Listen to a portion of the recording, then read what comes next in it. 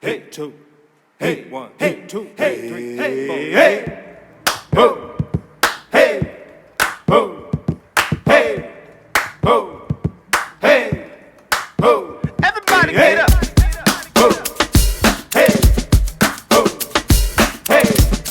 Ho. Hey. Ho. Everybody get up. Everybody get up. I said, everybody get up. Everybody get up. I said, everybody get up. Everybody get up. I said, everybody get up. Absolutely. To switch gears a little bit, I've been thinking about how spirituality kind of impacts maybe what's going on behind the scenes in terms of acting. I know that we've been involved in several church productions Yes. where there would be prayer sessions before rehearsal or before going on stage. There's several exercises that are very much in line with getting on the same vibe, if you will. So those are kind of, more far out occult kind of theories and practices, but they do kind of whittle their way into acting. So, what have you seen in terms of that? What kind of creativity, I don't know, how has being a Muslim impacted your creativity or your creative process going into? Initially, my last name is Muhammad, so they automatically know, they'll assume if they don't know that I'm Muslim, and I'm Sure. like, yes, I am.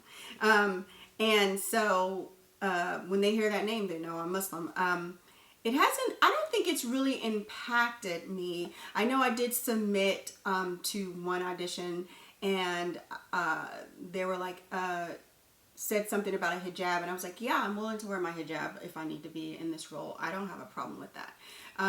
I've played a Muslim as a Muslim. I played a Muslim in called The Container, and we actually, that was my first time that I won a nomination for Best Actor in the Ovation Awards. That was back in the day when Denver Post was still given a paper, Right?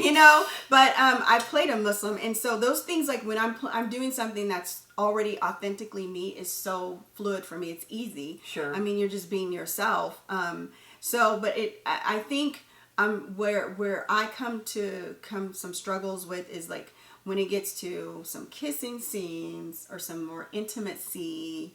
I'm thinking, okay, I have to really. And I've done a handful of kissing scenes, I've done my share.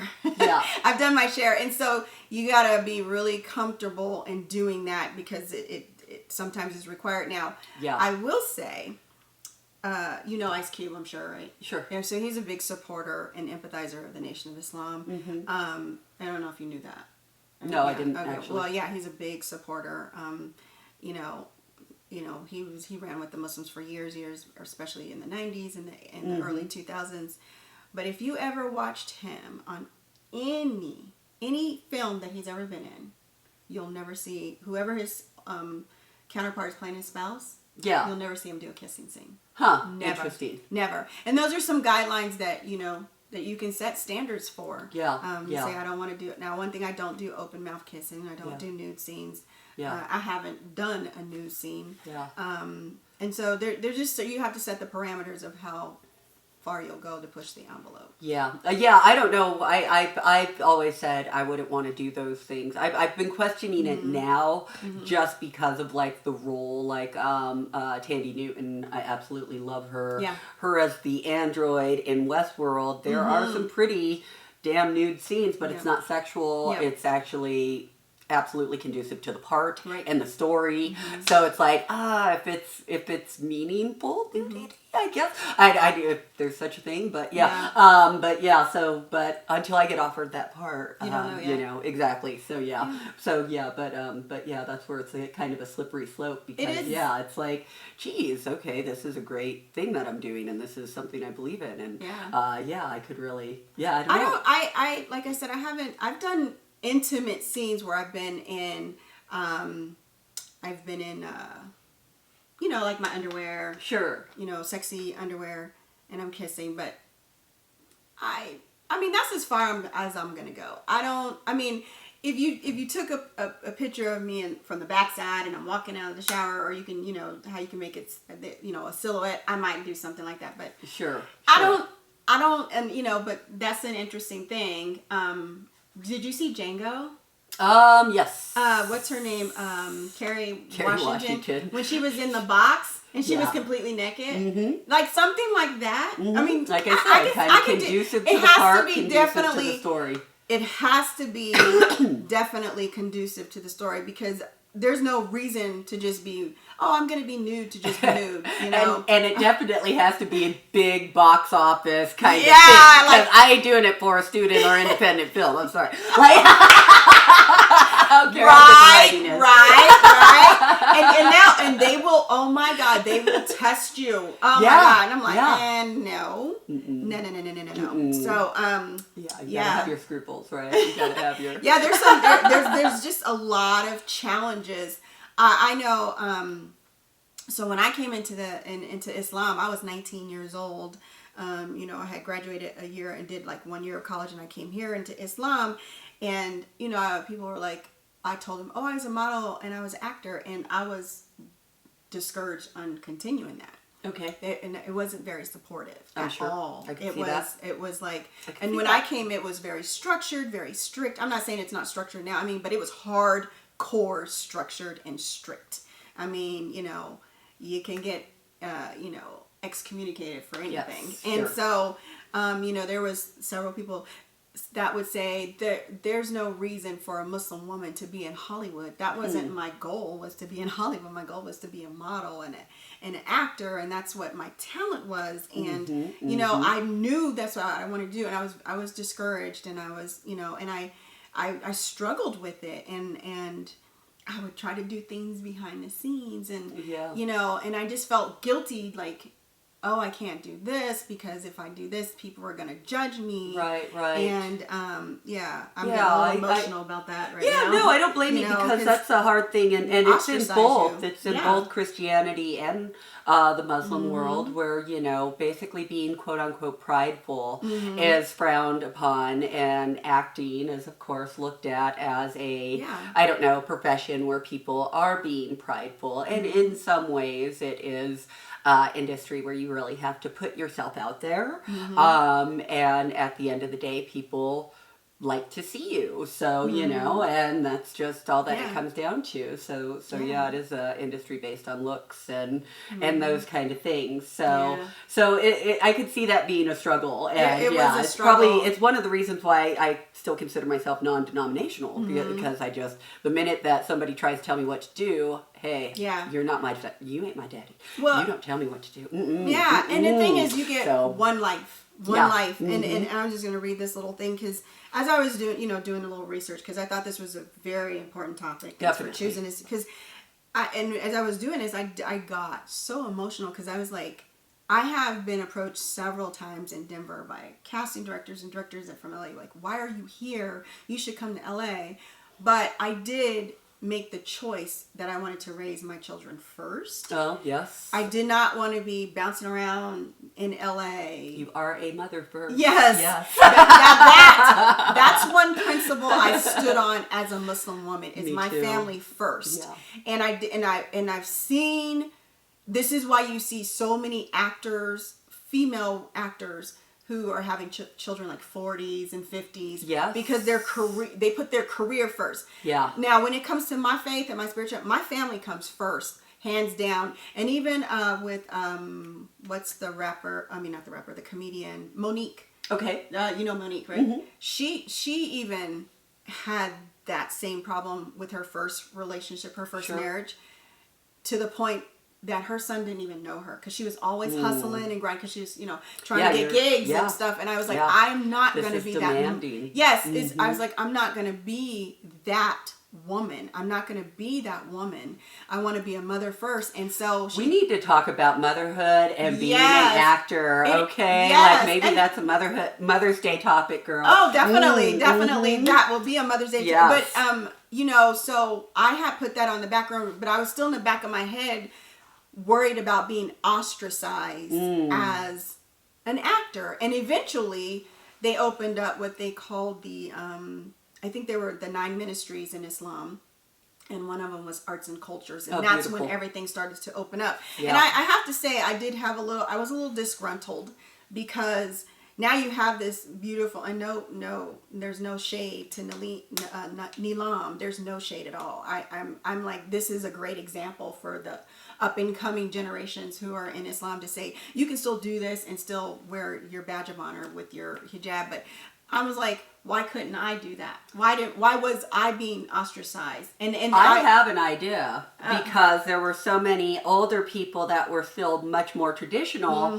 that you weren't allowed to. The ostracization, like you said, you would have been ostracized on such a level that you would have been shut out. And it is easier for the 30s and 20-year-olds. They got it a lot more easy because they have us as parents, Right. and we're a little bit more open, so they're able to push the envelope and push the boundaries. And I don't know if they're thankful for the ground that has been paved for them, because it was not that easy. It wasn't. And I was young, and I was in my 20s when pre-baby, and I was like, I want to do this, but they deterred me. So I went the in. 90s was hardcore with that. Oh God, they definitely. And I have no regrets. I don't, because one of the things about taking my time and with my talent is that I got to learn the business side of acting.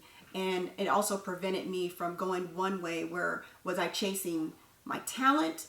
Was I going in there to be talent and to produce something, versus was I chasing something to be a star and get fame? Sure. And I think in my younger years, there's a little more vanity in that. Sure. So it kind of grounded me. So in all that sense, I'm grateful, But I ran across this article. This was posted Saturday. No, I'm sorry. Is it posted? No. This was posted March 2019 by Dr. Khalid Zahir. And it says, what does Islam say about creativity and talents? And it says, we often admire the talent of singing, art, dancing, craft, making sports, etc. Does Islam appreciate its talents? Are such talents recognized under the light of the Quran or the Sunnah?